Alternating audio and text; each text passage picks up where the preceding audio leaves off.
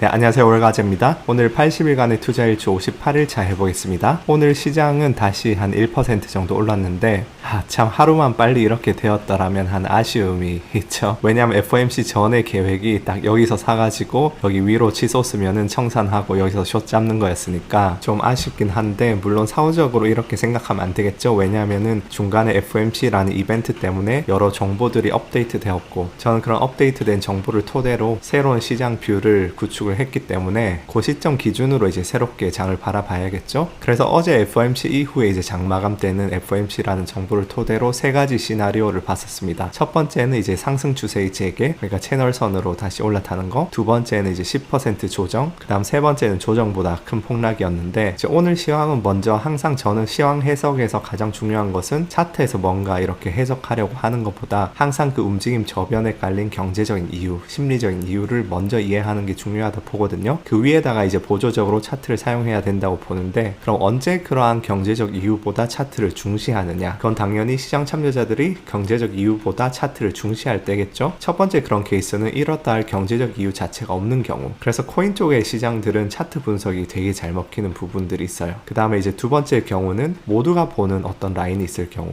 지금 예를 들어서 이 대각 채널선이죠. 그래서 그런 관점에서 보면 오늘 먼저 경제적 이유부터 살펴보면은 오전부터 굉장히 경제 지표가 안 좋게 나오면서 11월 테이퍼링 관련해서 호재였고요. 왜냐면 어제 파월 의장이 뭐라고 했냐면은 고용 시장이 reasonably good number, 그러니까 적당히 좋게만 나와도 11월에 테이퍼링 할 거라고 했거든요. 그러니까 막 엄청나게 좋은 고용 지표도 아니고 적당히만 좋아도 11월에 할 거다, 그렇게 나름 매파적인 발언을 했었는데, 근데 오늘 발표된 실업 청구는 그렇게 적당히 좋은 것도 아니고 그냥 예상치보다 되게 나쁘게 나왔고, 요 PMI 플래시도 나쁘게 나오면서 이제 11월 테이퍼링 관련해서 조금 호재로 작용하는 모습이었습니다. 그 외에는 이제 오늘 아침에 이제 중국 정부가 지방 정부들한테 에버그란데 파산을 준비해라, 그렇게 지시했다는 소식이 있더라고요. 근데 요 뉴스는 사실 호재와 악재 둘 다로 해석할 수 있는 부분이라고 생각해요. 왜냐하면 에버그란데를 파산시키겠다는 결정은 악재로 보일 수 있지만, 어쨌든 중국 정부가 이 사태가 뭐 대형 위기로 번지는 거를 손 놓고 보는 게 아니고 에버그란데 주위로 바리게이트를 치고 지방 정부를 동원해서 이렇게 준비 중이라는 거는 호재로 해석할 수 있으니까, 그래서 이건 딱히 뭐 호재다 악재다라기보다는 이제 초점이 에버그란데가 파산하느냐 아니냐가 아니고 중국 정부가 이 파산에 대해서 이제 도미노 현상을 막으려고 하는데, 그게 실제로 중국 정부의 의도대로 이렇게 막아질 수 있냐 없냐, 그렇게 옮겨간 것이라고 생각하기 때문에 이 사태는 아직 진행 중이다, 그렇게 보고 있고요. 그래서 오늘 하루 그렇게 상승해가지고 딱 저희가 올해 내내 보고 있던 요 대각 지지에서 저항을 받고 있죠. 그러니까 1번 시나리오와 2, 3번 시나리오의 분기점에 딱 와서 대기하고 있다, 저는 그렇게 보고 있고요. 그래서 저는 어제 저녁에 말씀드린 기준으로는 1, 2, 3번 중에 중기적인 베이스 시나리오를 2번, 그러니까 10% 조정으로 보고 있는데, 단기적으로 오늘 당일 호재가 뜨고 상승 추세가 나오니까 이렇게 상충이 되잖아요. 중기적인 뷰랑 단기적인 지금 호재랑. 그래서 이럴 경우에는 저는 매매를 아예 하지 않았습니다. 이렇게 제 안에 여러 가지 가정들이나 시장에 대한 뷰가 상충되는 날은 굳이 매매할 필요가 없이 다 걸러내야 되는 거죠. 지난번에 말씀드렸지만 주식시장에서는 거래 비용이나 멘탈적인 부분 때문에 아무 생각 없이 그냥 진입하는 것은 50대 50으로 동전 뒤집기 하는 것이 아니고 49점 몇 대 49점 몇으로 무조건 확률적 우위를 내주는 손실 행위다. 그래서 데이 트레이딩이나 스윙 트레이딩 하시는 분들은 내가 오늘 매매할 날이냐 아니냐 그것만 선구를 좀 잘 하셔도 거의 반은 먹고 들어간다고 생각하거든요. 포커 테이블에서도 안 좋은 패는 그냥 다 걸러내고 좋은 패로만 이제 플레이를 하는 거죠. 그리고 이건 사실 주식을 중장기 투자하시는 분들도 비슷한 맥락이라고 보는데, 내가 아리까리하게 생각하는 종목, 예를 들어서 종목 자체도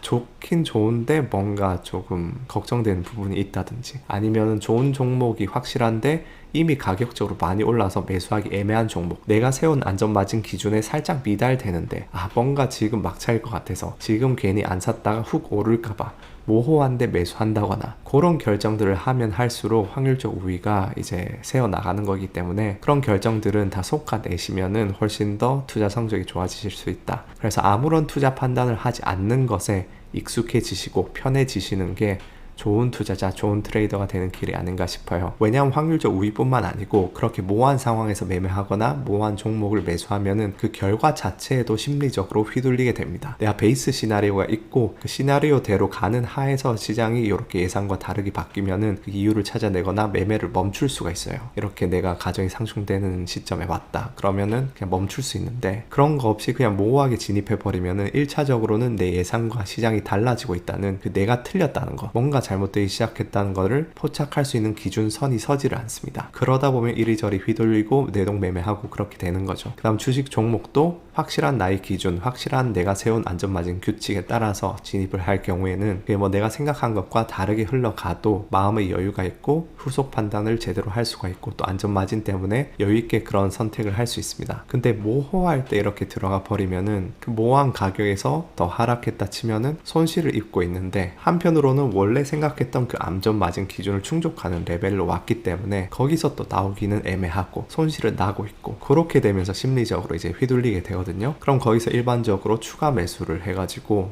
본인이 처음에 진입하려고 했던 포지션보다 더 많이 이 주식 비중이 높아지든지, 그러면은 제가 가진 포트폴리오 중에서 내가 틀린 판단으로 첫 단추를 잘못 끼운 종목들의 비중이 더 커지게 되거든요. 그런 포트폴리오가 장기적으로 성과가 좋을 리는 없겠죠. 어쨌든 그래서 오늘 저는 아침부터 이제 제 중기뷰랑 단기뷰가 상충되면서 관망만 하다가 이제 오후 돼서 여기 저항받는 걸 보고 숏을 진입을 조금 했습니다. 왜냐하면 기본적으로 어제 FOMC는 매파적이었다 생각해서 중기적인 악재로 보고 있고, 오늘 경제 지표들은 막 GDP나 실업률처럼 엄청 중요한 지표들은 아니었고, 또 지금 보시다시피 기술적으로는 저희가 정말 오랫동안 바라보던 이 지지선, 이제는 저항선으로 바뀐 곳에서 저항을 받아서 기술적으로는 수익 손실 비율이 굉장히 좋은 상황이잖아요. 여기 저항 받길래 여기서 숏을 하면은 이 채널선에 충분히 올라탔다는 것을 확인하고 손절해도 거의 뭐 손실이 없는 반면에 하방 쪽은 뻥 뚫려 있으니까, 그래서 오후 늦게 해서 이제 숏을 진입을 했고, 요 채널선이 확실히 뚫리면은 그냥 손절하려고 하고 있습니다.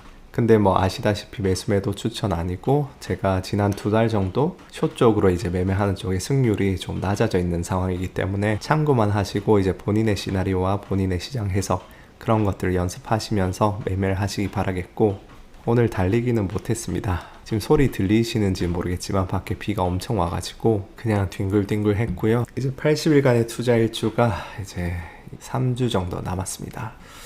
올해도 어느덧 3달 정도 남았는데 할 게 왜 이렇게 많은지 모르겠습니다. 지금 책도 써야 되고, 지금 어쨌든 10월 중순까지 80일간의 투자 일주 끝내고 11월 달까지 미중전쟁 시리즈 마무리를 하고 12월까지 책을 다 쓰고, 그 외에 이제 준비 중인 여러 가지 사항 다 준비가 끝나면은 이제 내년 1월에 계획의 3단계로 넘어가가지고 제가 왜 유튜브를 하고 있는지, 2022년에는 어떤 식으로 진행할 것인지 그런 부분에 대해서 말씀을 드리고자 하는데, 참 시간이 촉박하긴 합니다. 그래서 사실은 이 달리기 챌린지나 이런 것도 다 이제 내년을 준비하는 관점에서 제 체력도 보충을 하고, 또 한 달 동안 그렇게 48km도 못 달리면서 새로운 도전을 내가 할 수 있을까, 그런 생각에서 시작된 부분도 있거든요. 물론 구독자분들이랑 이제 이벤트를 하면서 같이 건강을 좀 챙기고 싶은 마음도 있었지만, 그래서 구독자 여러분도 보통 딱 9월 정도가 그런 애매한 시기인 것 같아요. 뭔가 딱 새해 시작될 때는 되게 뭔가 시작해야지 하면서 여러 계획들 짜고 동기부여도 되게 많이 되고, 그러다 이제 봄이 오고 하면 어쨌든 자연적으로 봄 기운도 충만하고 밖에 야외 활동도 많이 하게 되고 활동적으로 되고, 그러다 이제 반년 정도 지나면 이제 저 같은 경우에는 결심해놓고 못다한 그런 부분들을 다시 어쨌든 절반 시점에서 다시 리셋을 해서 좀 또 동기부여를 해서 하다가 딱 9월 정도에서 이제 날씨도 조금씩 쌀쌀해지기 시작하고 내년이 이제 가시거리에 들어오니까 내년 1월 달부터 뭔가 되게 뭐를 해야겠다, 요 남은 기간은 조금 즐기자, 약간 요런 마인드로 흘러가는 경우가 저는 되게 많았거든요. 그게 뭐 나쁘다고 할 순 없는데, 어쨌든 다시 한번 좀 동기부여를 해가지고 남은 3개월 알차게 보내야겠다, 뭐 그런 다짐을 좀 해보고 있습니다. 그래서 구독자 여러분도 이제 날씨 슬슬 쌀쌀해지는데 건강 챙기시고, 이제 가을인데 가을도 신나고 열심히 함께 이제 공부해 나가는 그런 시간이 되었으면 좋겠습니다. 그럼 내일 또 뵙겠습니다. 감사합니다.